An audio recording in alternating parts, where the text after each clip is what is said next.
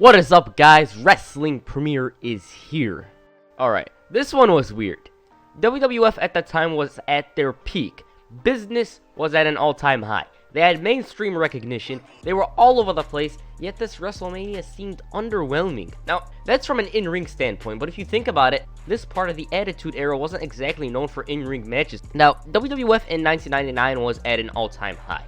The ratings were great, they had a significant lead over WCW, who at this point might have halted their own momentum. All was good in the World Wrestling Federation. In this video, I talk about WrestleMania 15. More WrestleManias will be coming, such as WrestleMania 16, WrestleMania 17, which I'm very hyped for. I can't wait to talk about that one. WrestleMania 18, 19, 20... whatever, I'm just gonna make a lot of those videos. Alright, WrestleMania 15 was held in the First Union Center, currently the Wells Fargo Center in Philadelphia, Pennsylvania, on March 28, 1999. The First Union Center had an attendance of 20,276. WrestleMania 15 had a buy rate of 800,000, which was higher than WrestleMania 14's 730,000. As you may know, the night before WrestleMania 15, there was this event called the WrestleMania Rage Party. During that event, Shane McMahon was drunk and Vince was dancing, and it was ridiculously hilarious to see those two messing around. Other than that, the party mostly sucked. I just had to mention it because it happened the night before WrestleMania, so yeah. Right now, let's get into it. The first match was a triple threat hardcore match for the namesake title. Billy Gunn defended the hardcore title against Al Snow and Bob Holly. Bob Holly at this point was starting to become Hardcore Holly. I believe he had recently changed his name to Hardcore. Now, the fact that Billy Gunn was in this is bizarre because 1, he was vying for the Intercontinental Championship, and 2, Road Dogg was the hardcore champion before suffering an injury, so why did they switch spots? I'm guessing it's Vince Russo probably. They used to do a lot of these shocking moves in the Attitude Era that didn't make sense, and they were only done for shock value. This feud initially began between Road Dogg and Al Snow over the title. It then became a feud between Bob Holly and Al Snow, and those two had this fun hardcore match that saw them brawl in the Mississippi River. Hardcore Holly won the title on that night. On the March 15th, 1999 episode of Raw is War, Road Dogg was given an Intercontinental Championship match for no reason. He beat Val Venis, a guy who Billy Gunn was feuding with, which meant that he was Intercontinental Champion. Later that night, Billy Gunn beat Bob Holly for the Hardcore Championship. Like, why did they switch spots? I'm still confused. Now, it would have been a normal build-up had both men not been slotted into a role that they had no interaction with, and it would have made for better storylines if they stayed in their spots, because Billy Gunn was trying to get with Ken Shamrock's sister, if I remember correctly, and Road Dogg wanted to reclaim the title that he never lost. Also, he was a fighting champion before he relinquished the title, so this story made sense. The switcheroo didn't. Nonetheless, I thought this matchup was decent. It wasn't something you'll say was great, but for an opening match in the Attitude Era, I'll take it. If this match happened nowadays, you might not like it. The beginning of the match saw Bob Holly knock down Billy Gunn, who was cutting a promo. From there, Al Snow was basically the star of the match. It felt like he was having fun. He grabbed a hockey stick and the fans chanted, "Let's go Flyers." He messed around with that stick, acting like Steve Blackman, and he broke it on Holly's back. He then grabbed a broomstick and he broke it on Billy Gunn's back. After that, he was messing around again, and he decided to set up a table in the corner. He ended up going through it, and the crowd went wild when Billy Gunn slammed him through the table. Billy Gunn then hit the Famouser on Snow, but Holly managed to cover Snow himself to become the new Hardcore Champion. All in all, a decent opener to an Attitude Era pay-per-view. The next match was a WWF Tag Team Championship match. Jeff Jarrett and Owen Hart defended the gold against the weird team of D'Lo Brown and Test. Now, the reason why the latter teamed up together is because they won a tag team battle royal. They were the last two remaining in the match, and so that's how they got the title shots. As for Jeff Jarrett and Owen Hart, I thought they were a good team. Owen Hart could have been used better, but he could have been in a worse position. This was unfortunately Owen's final WrestleMania. Now, when Deborah came out, the crowd and Jerry Lawler were excited to see her. In the beginning, D'Lo went straight after Owen and Jarrett, and he was all over Jarrett in the early parts of the match, but then he tagged in Test. Test hit a powerbomb on Owen Hart to get a near fall. Owen ended up gaining the advantage after kicking Test in the face. Owen and Jarrett worked as a cohesive unit for a while before D'Lo started to make a comeback. He hit the lowdown on Jarrett, but suddenly Ivory and Deborah argued on the outside. Test went out to the outside, where I assume he was trying to stop all of this, but then Jacqueline and Terry Runnels all of a sudden come out. It was a mess. D'Lo was all alone in the ring as Owen hit the missile dropkick on him, and Jarrett then covered D'Lo for the victory. Test and D'Lo after the match came to blows. Now, I felt like this match could have been better if it was longer. Nonetheless, this match wasn't really that slow, which is good, and for the time it was given, it was decent. As for why Terry Runnels and Jacqueline interfered, they had an issue with Ivory, and they lit a cigarette in her face on heat, if I remember correctly. Next up was the Brawl for All. Bart Gunn, the winner, gets to face Butterbean as a reward for winning the competition. Gorilla Monsoon was one of the judges for this contest, and it was his final appearance in WWF before unfortunately passing away in October. Now, rumor has it, Bart Gunn ruined the plans of having Steve Williams win the competition. I mean, it was a legit competition. Why wouldn't he go for it? Now, if Steve Williams did win the competition, he might have had a program with Stone Cold Steve Austin, and this is what JR has been saying for several years now. About the fight, it ended quickly. Bart Gunn got KO'd in the first round, and that was it. Next up was a matchup between Mankind and The Big Show, with the winner going on to referee the main event between Austin and Rock. Right before the match, Kevin Kelly interviewed Mankind. Mankind said that he did everything that they made him do. He beat The Undertaker, he beat Austin, and now he's got The Big Show. He said that Big Show is going to see a young, angry man. I don't even know what the hell that means. The match started off with Foley trying to knock down Big Show, but to no avail. The two brawled to the outside where Big Show shoved Mankind into the steel steps, and the Big Show had the advantage for a while until Foley knocked him down to the outside. Once Big Show entered the ring, Foley tried to apply Mr. Sacco. After a few failed attempts and a low blow, Mankind successfully applied Mr. Sacco. Big Show was on the verge of getting KO'd when he countered the maneuver by dropping Mankind onto his back. Big Show started to target Mankind's ribs, and once again, they went to the outside where Big Show grabbed a chair. He blasted Foley with it, and Big Show then hit a chokeslam on Mankind through the steel chairs. This got Big Show disqualified, which kind of confused me to be honest, because he blasted Mankind with a chair twice earlier. Mankind low-blowed Big Show, so why did this cause the DQ? Why didn't that stuff cause the DQ? Now, my reasoning is that the referees didn't think that stuff was enough for a disqualification, I guess. Vince McMahon then walked down to the ring. Big Show tried to walk away from the boss, and Vince continued shouting at Big Show. Now, Vince wanted Big Show to be the ref for Austin and Rock, and he failed to win the match, so that's why Vince is all angry. Big Show then grabbed McMahon, and he was about to chokeslam him when he decided to put him back down. McMahon continued shouting, and then he slapped Big Show, which prompted the Giant to blast Vince. This was the first face turn Big Show had in WWE, and it was the first turn of many. Now, this match wasn't really good. The only positive I do have about the match is the fact that they advanced a storyline. You know, Mankind referee, Vince referee, that stuff. This had an implication on the main event, so it kind of made sense to have it end that way, because Big Show had just debuted, and they weren't going to let him lose to Mankind, and Mankind needed to be the referee, so yeah. Right after the match, McMahon demanded that the Stooges call the police on the Big Show. The next match was a 4 corners elimination match for the Intercontinental Championship. Road Dogg defended the gold against Val Venus, Goldust, and Ken Shamrock. This match was originally going to feature Billy Gunn, you already know that. And that would have made more sense because that would mean Ryan Shamrock had something to do with everyone in the match. When Road Dogg came out to the ring, he had the crowd in the palm of his hand. This is incomparable to nowadays. Also, Goldust came out with both Ryan Shamrock and Blue Meanie, who didn't like Ryan one bit. The match itself was acceptable. I thought it was the best match up to this point, but that's not really saying much to be honest. Man of the match was Road Dogg. Everyone wanted him to win. It looked like he was having fun in the ring. He was messing around. He was hitting those rights, the shake, rattle, and roll, everything. The first person to get eliminated was actually both Val Venus and Ken Shamrock.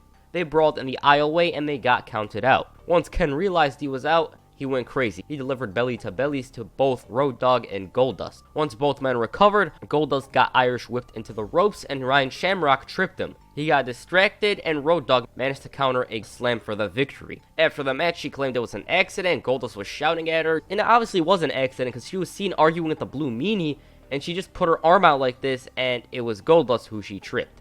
Overall, a decent match, and like I said, this was the best match up to this point. The next match was between Kane and Triple H. This feud started when Chyna joined the corporation. Triple H, despite his best efforts, couldn't get Chyna back. On the March 8th, 1999 episode of Raw, Kane, aiming for Triple H, accidentally hit Chyna with a fireball. Triple H would return the favor to Kane by blasting him with a flamethrower. Now, when Kane came out to the ring, he got ambushed by a chicken. Kane then grabbed the chicken and it was revealed to be Pete Rose. I don't know why Pete Rose would try to get revenge. Like, on Kane? Why would you try to get revenge on him? Kane hit the tombstone on him and that's it. Triple H then low-blowed Kane from behind. He didn't make his entrance, he low-blowed him from behind. Triple H threw Kane into the steel steps and he had control for a bit before Kane threw him over the top rope. From there, Kane was mostly in the driver's seat. He even dived over the top rope onto Triple H. Later on, Chyna came out and she threw in some steel steps into the ring. Kane ended up getting a drop toe hold into him, and Triple H then attempted to pedigree Kane on the outside, but he ended up getting a back body drop. Kane Kane then chokeslammed Triple H inside the ring, and Chyna decided she wanted to blast Hunter with a chair. Instead, she blasted Kane with the chair, and his reaction was like, damn it, I got betrayed again. Triple H then blasted Kane with the chair, and he even drilled him in the head with it. And there it was. Triple H and Chyna were reunited once again. The match itself was slow and kind of boring. I just didn't like it. I couldn't get into it. Right after the match, Mr. McMahon announced that he's going to be the referee for Austin and Rock. Oh, and Big Show got arrested earlier, which I forgot to mention. So yeah. The next match was for the WWF Women's Championship. Sable defended the gold against Tori. About this match, it was bad. I mean, it looked like they tried, it really did, but it didn't make up for a good matchup. Near the end of the match, Nicole Bass randomly came out from the crowd and she press slammed Tori. Sable then hit the Sable Bomb for the victory, and that's it. They did try in the match, but it wasn't good enough. The next match was for the WWF European Championship. Shane McMahon defended the title against X-Pac or X-Punk. This all started when Shane McMahon won the European Championship from X-Pac on the February 15th episode of Raw. Shane, in the build-up to the match, claimed that defeating X-Pac is easy as 1, 2, 3, kid. Nice pun. Now, it looked like X-Pac had the advantage because DX had just reformed once again. Shane McMahon came out with Test, who would end up becoming the X-Factor and preventing X-Pac and winning the title. No pun intended. Right when X-Pac came out, he was attacked by the Stooges. They failed in their attacks, and he sprinted right down to the ring. Shane ran out the ring, and he was careful in getting some hands from X-Pac. Shane in the beginning managed to jump over the former European champion, but he got a spinning heel kick once he turned around. Shane attempted to leave, but X-Pac threw him right back in. Test then capitalized on a distracted ref by ramming X-Pac straight into the steel post. Shane then had control for a bit, hitting a body slam and some right hands. At one point, he decided to hit the corporate elbow, but he failed in doing so as X-Pac moved out the way. Test then went up the apron, and Shane decided to low blow X-Pac. Shane then grabbed the belt and he whipped him with it. I don't know why he didn't get disqualified for this. Once again, the referees allowing this kind of stuff to happen. X-Pac ended this assault by throwing Shane over the top rope. Once the DX member exited the ring, the Mean Street Posse grabbed him. He decided to deliver some rights to all of them. Once again, the X-Factor, Test, clotheslined X-Pac while the ref wasn't looking. Test threw him into the ring. Shane decided to go for an aerial move. It wouldn't end well for him as he got a superplex. When X-Pac covered Shane,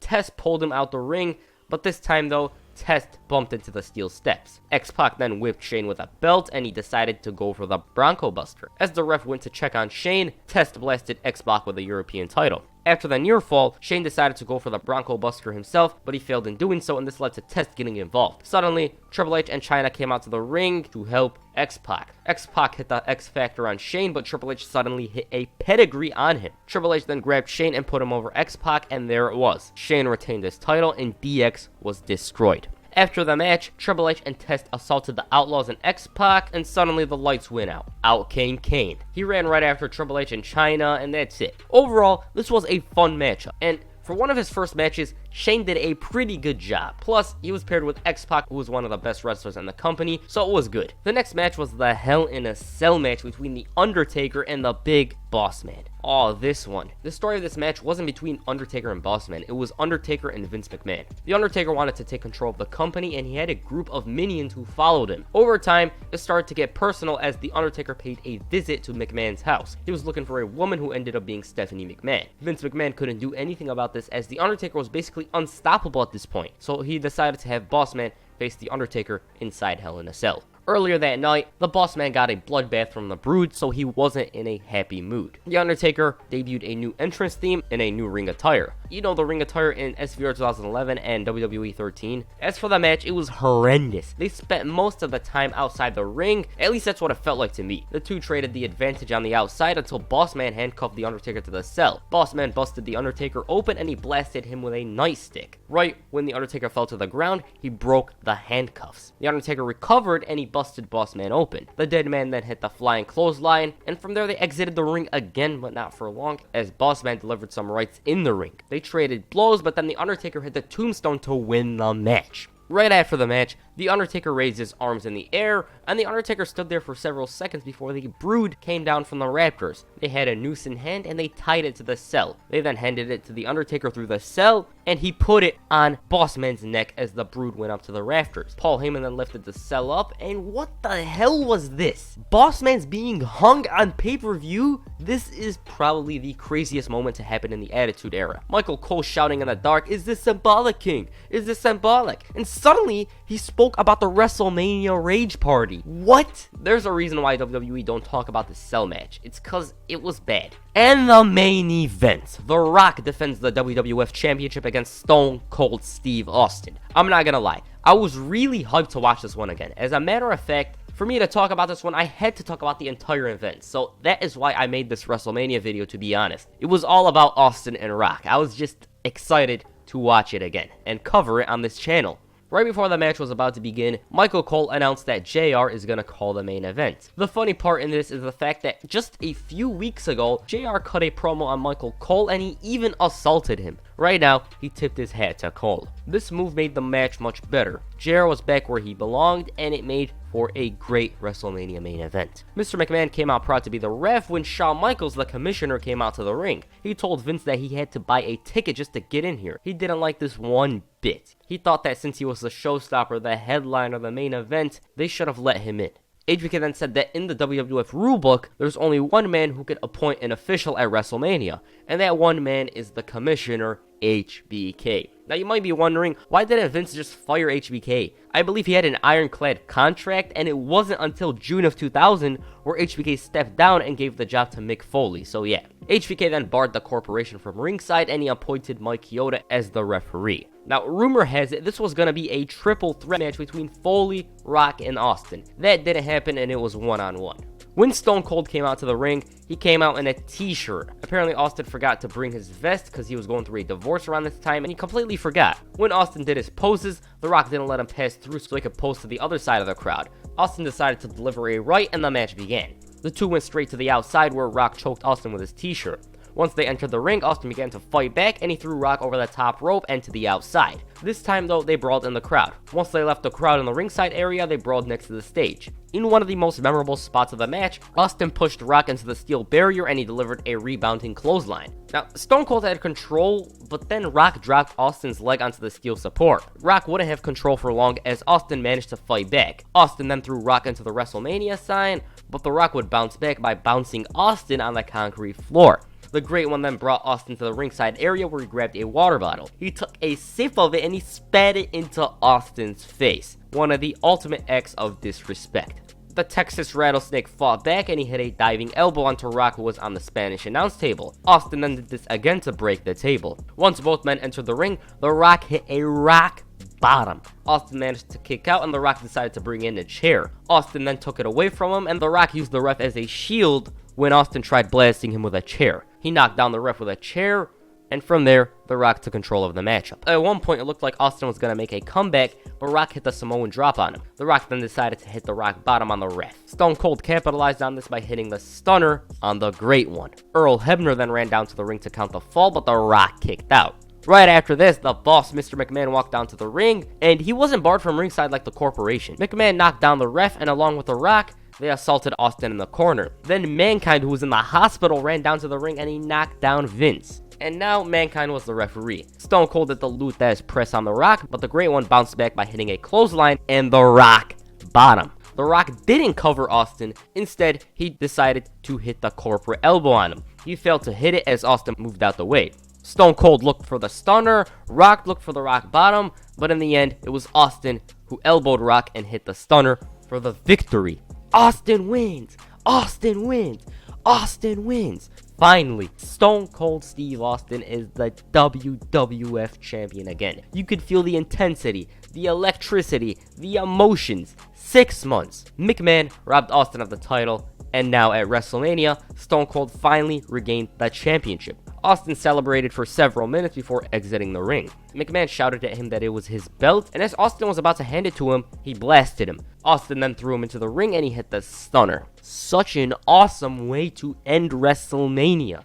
Now, about this pay-per-view, I'm not gonna lie, it was bad. The only good matches on this card were Shane and X-Pac and the main event. That's all. There was some horrible things like the Hell in a Cell match. That Sable and Tori match was just bad. Triple H and Kane was boring, and what can I say? On the other side, though, the crowd was hot, and it was the Attitude Era, and it's not exactly known for its in-ring action, so yeah. overall, this was a bad WrestleMania, to be honest. The main event saved it, so yeah. Now, the next video is either going to be WrestleMania 2000 or a Superstars run or something like that. I'm not sure. I might even make a Tough Enough video. Who knows? And that's it for this video. Make sure you hit the rock bottom on the like button and perhaps the Stone Cold Stunner on the subscribe button. Peace. I'm out.